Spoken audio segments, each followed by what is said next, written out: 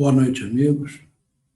Vamos iniciar o nosso estudo lendo uma página de abertura do livro Minutos de Sabedoria, de Carlos Torres Pastorino, a lição 177. Faça questão de ser alegre e otimista. Nada na terra pode destruir a felicidade do homem otimista e alegre. Se lhe chegarem dores, receba-as com calma e não se deixe atingir por elas. Não coloque sua felicidade no que vem de fora. Construa sua felicidade dentro de você mesmo, fazendo consistir sua aventura no progresso constante da vida do espírito, na sabedoria do coração.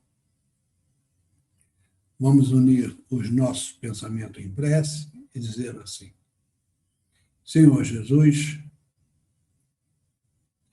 nós procuramos te encontrar nesses ensinos que nos falam do teu amor, que nos falam desse Deus de amor, de bondade e de misericórdia.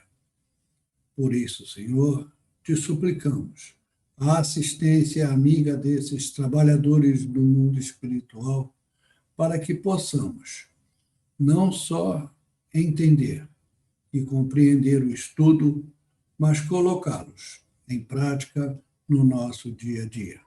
Bendito tu sejas, bendita seja o Pai que está no céu. Bom, o estudo de hoje é do livro O Evangelho segundo o Espiritismo, capítulo 5, item 21. Uma mensagem de Françoise Nicole Madeleine, cardeal Morlot. Ela foi ditada em Paris em 1863. O tema é: a felicidade não é deste mundo. Nós, procurando interpretar o texto, ele nos diz que o homem procura, numa busca desenfreada, numa busca frenética, a felicidade. Mas nem mesmo ele sabe o que é a felicidade ou onde ele pode encontrar a felicidade. Por isso, uns a buscam na riqueza, mas, observando, nós vemos que há pessoas amargamente infelizes e detentoras de uma grande riqueza material. Alcançaram a riqueza, mas não conquistaram a felicidade. Alguns buscam o poder terreno e envidam todos os esforços para alcançar esses cargos ou posições na sociedade que lhe poderão dar supremacia e destaque no conjunto social. Mas mesmo entre esses, nós encontramos muitos infelizes. Alcançaram o poder, mas não conseguiram também conquistar a felicidade. Ele ainda cita que outros buscam a felicidade na juventude. Vivem a vida desbragadamente, como se a juventude não passasse, se fosse eterna. Independente de saberem que a juventude é apenas um estágio da vida terrena. Esses também não são felizes. Não conquistaram nem a juventude, nem a felicidade. Não conquistaram a juventude porque a juventude passa. E o tempo deixa a sua marca assinalada no corpo físico. E isso os destrói, os infelicita.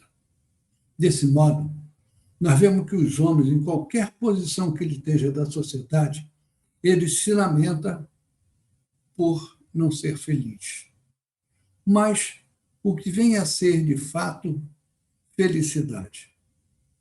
Nós fomos buscar no dicionário e encontramos essa definição.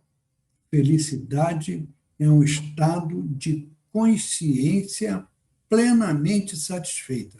Então, a consciência tem que estar satisfeita. Não só satisfeita, mas plenamente, totalmente satisfeita. E o que vem a ser consciência, que nós falamos tanto também?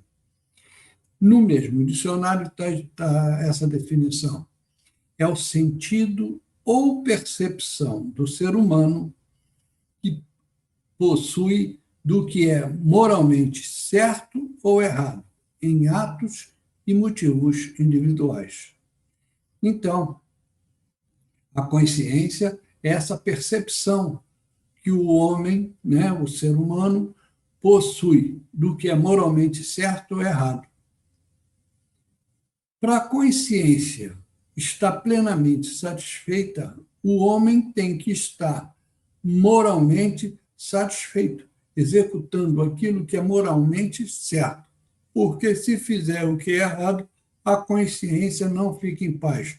Se ela não ficar em paz, ele não vai estar com a consciência plenamente satisfeita, porque o remorso, o julgamento que ele mesmo vai fazer de si, o vai acusar de seus erros. E é importante a gente frisar que a visão da unicidade da existência terrena, né, da existência física, faz a pessoa raciocinar de forma equivocada na busca da felicidade e na busca dos seus ideais.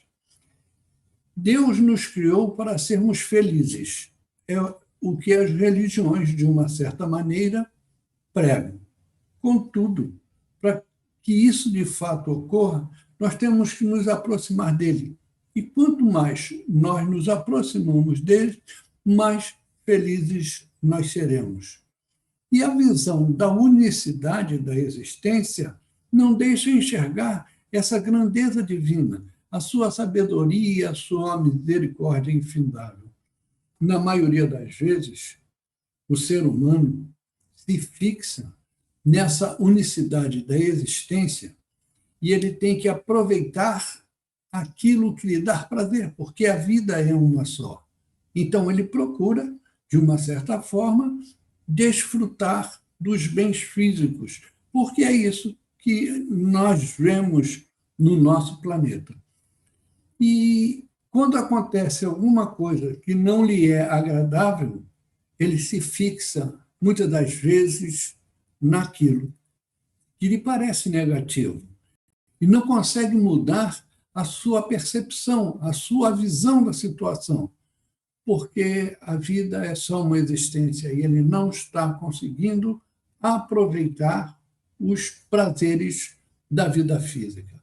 Então, ele se sente infeliz com isso. Ele não se julga feliz, ele se julga infeliz e, muitas das vezes, culpa a Deus. Tem uma história, é um caso, não é uma história, é um caso real, de um homem que ele tinha um problema grave de enfermidade numa das pernas. A sua irrigação sanguínea era muito pouca, ele não conseguia se movimentar, mexer as pernas, porque ele doía muito.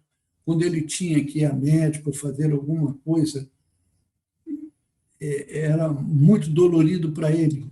E ele estava sempre na dependência das pessoas para fazerem tudo para ele, para o limparem, para dar um banho, até para a comida, né? Para ele sentar na cama, era horrível, gemia de muita dor. Era de um mau humor terrível. Só que a doença agravou-se. E agravou de tal forma que os médicos, depois de vários exames, disseram que tinham que amputar o membro. e não teve jeito. Ele teve a perna amputada. Bom, com a perna amputada, ele parou de sentir dor naquela perna. Então, com muleta, com cadeira de roda, ele já conseguia se locomover, ele já tomava banho sozinho, ele ia à praia, nadava, ele ia à piscina, se banhava na piscina, ele fazia tantas coisas, inclusive arranjou um emprego, e desse emprego ele tirava o seu sustento. Era para ele estar mais ou menos infeliz, ou mais feliz, né, com a atual situação. Mas a revolta dele piorou, porque o que ele via? Ele via que Deus não foi bom para ele, porque lhe amputou as pernas. Mas ele não via que depois que ele amputou a perna, ele teve um mundo de atividades que ele não tinha antes. E uma vez, numa discussão, um dos seus parentes lhe mostrou o quanto ele era ingrato com Deus. Melhorou, mas o julgamento continua sendo dele. Ele se fixou naquela coisa negativa, que ele estava sem um dos seus membros, sem uma perna. E na vida, nós temos que aprender a lidar com todos os eventos, porque eles vêm de todas as maneiras, de todas as formas e em todas as épocas, né?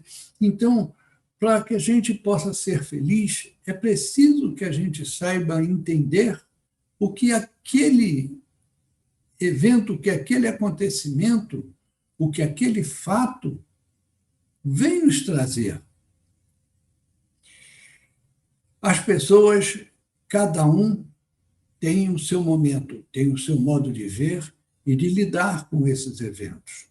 E eu contei esse caso para que a gente possa entender, né, como é que a nossa visão da vida, às vezes, fixa numa determinada direção sem ter uma amplitude maior.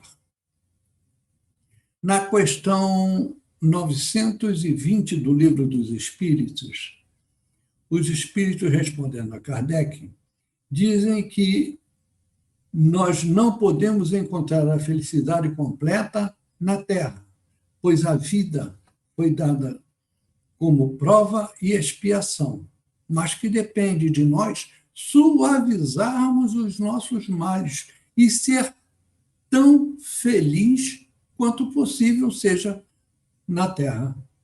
Suavizar nossos males passa necessariamente pela compreensão e consequente aceitação das dificuldades que nós vivenciamos. Se a gente tem a unicidade da existência e ninguém viveu antes e não vai viver depois, né, pelo menos encarnado, nós somos injustiçados, porque nós não podemos aproveitar todas as benesses, todos os prazeres que o mundo terreno nos oferece. É preciso que a gente tenha esta compreensão da variedade de encarnações, né, da multiplicidade de encarnações a que nós estamos sujeitos. Quando isso acontece, o nosso comportamento muda e nós deixamos de ser infeliz. Aurino Costa, fundador da instituição que nós chamamos de Ação Cristã Vicente Moretti, que fica em Bangu, ali na Rua Agrícola, ele foi obrigado a se submeter a 7 cirurgias, e todas elas terrivelmente dolorosas, conforme diz a sua biografia. E ele se submeteu a essas 7 cirurgias para que ele pudesse se sentar, só ficar na vertical, porque ele só conseguia ficar na horizontal. E, para isso, ele teve que amputar não uma, mas as duas pernas. Aí ele passou a apoiar-se na parte inferior do tronco. E, embora preso a essa cadeira de roda, as pessoas que iam visitar o Aurino, ele tinha agora mais liberdade, ele nunca reclamou de ter perdido os seus membros. Nunca ouviram o Aurino reclamar de que Deus era injusto, que o colocou na cama e tudo. Diversos companheiros que davam passe nele tinham um motivo de satisfação de estar com ele.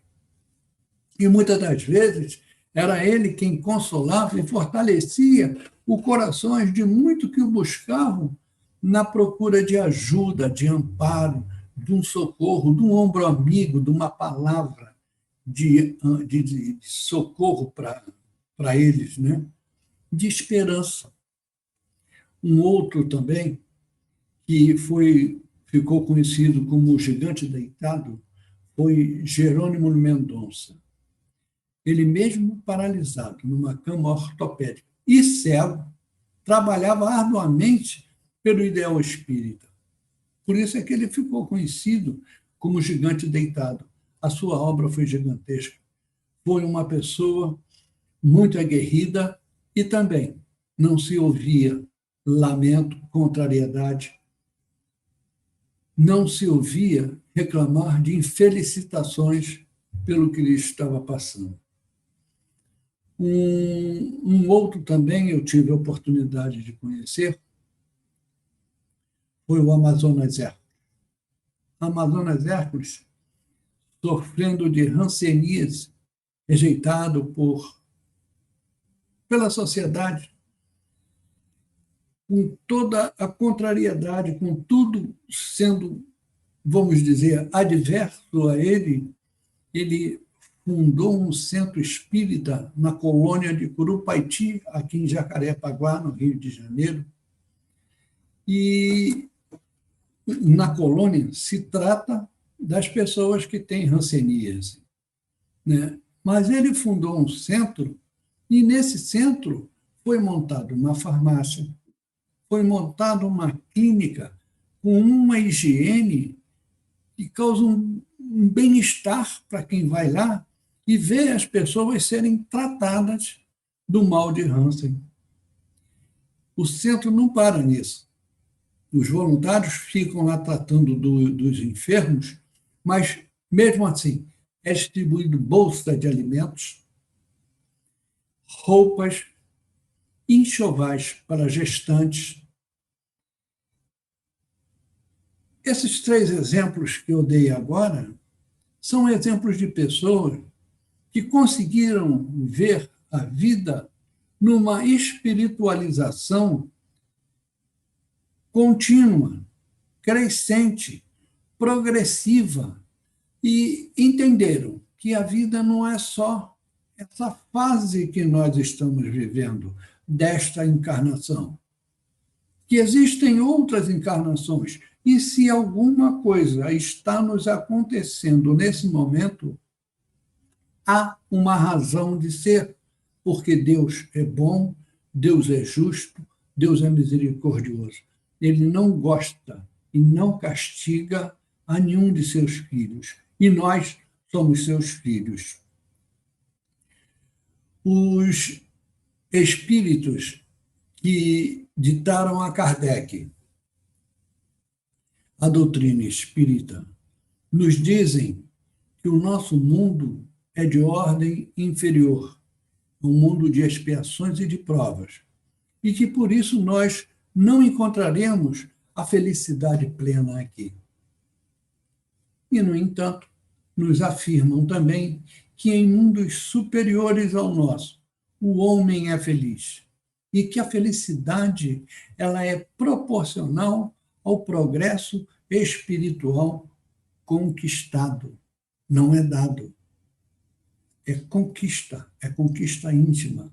Então, Amazonas Hércules, Aurino Costa e Jerônimo Mendonça foram espíritos, ou são espíritos, né? Foram homens encarnados que conseguiram conquistar esse progresso através dos ensinos, da visão espiritual que todos nós devemos ter.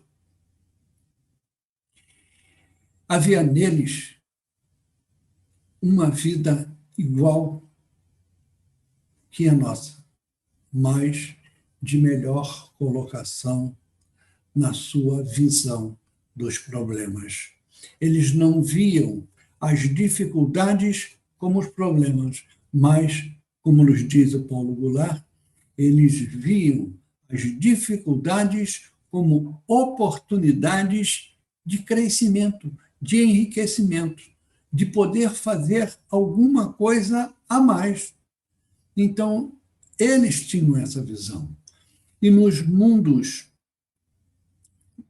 mais evoluídos que o nosso, onde os homens já conseguiram, onde os espíritos já conseguiram se depurar das algemas materiais que nos prendem ainda, né, que estão ligadas ao egoísmo, à vaidade, que nos prendem a esse mundo. Em mundos superiores, eles compreendem melhor o desígnio traçado por Deus para cada um de nós. E dessa forma mais consciente, eles cumprem os seus deveres com amor, com carinho, com afeto, com satisfação, enquanto nós, nesse mundo de provas e expiações, nós cumprimos por obrigação. E essa obrigação, cheia de leis, cheia de normas, cheia de ordens, nos traz infelicidade. Mas, no momento, nós ainda não pertencemos a uma comunidade angélica para sentir Deus em toda a sua essência, na sua irradiação de amor abençoado a todos nós. Então, nós precisamos, no momento, ter cerceados nos nossos limites, para que a gente possa ser conduzido a Deus numa forma crescente e latente. A paz de consciência do dever cumprido desses espíritos, ela se faz porque eles sabem e têm satisfação de ajudar os espíritos retardatários, aqueles que vêm mais atrás, porque eles sabem que é a determinação de Deus que eles façam isso. Eles têm essa consciência. E aqui nesse mundo, nós ainda vemos uma pessoa que tem um pouco mais de conhecimento, um pouco mais de cultura, procura humilhar aqueles que ele julga não saber, não ter a mesma cultura, o mesmo nível cultural. São situações completamente distintas, a desse mundo e a do mundo superior ao nosso. A paz de consciência desses espíritos dá o prazer deles sentirem a própria emanação de Deus em si, e nós ainda não conseguimos comportar isso, porque nós andamos ainda em charcos lodosos de egoísmo, que, como dizem os espíritos, é a maior chaga da humanidade.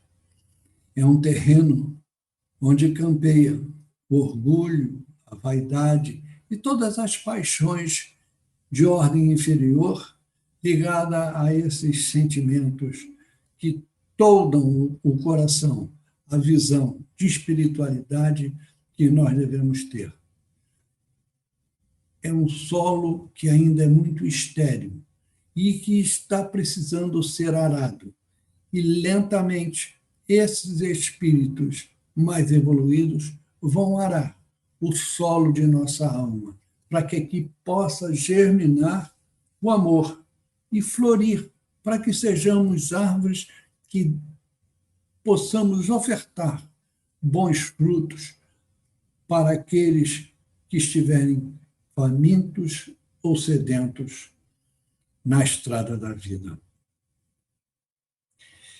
Na questão 115 do Livro dos Espíritos, respondendo a Kardec, e os espíritos afirmam que Deus criou todos, todos.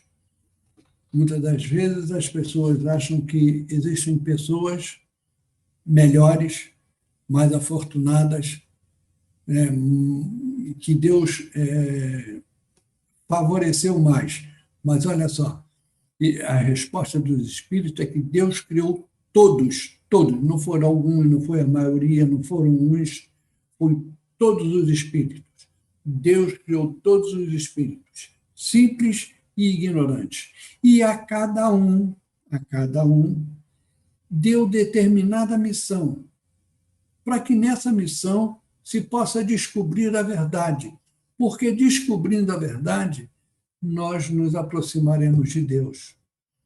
Nessa perfeição é que os espíritos encontram a pura e eterna felicidade. É o que está na questão 115 do Livro dos Espíritos.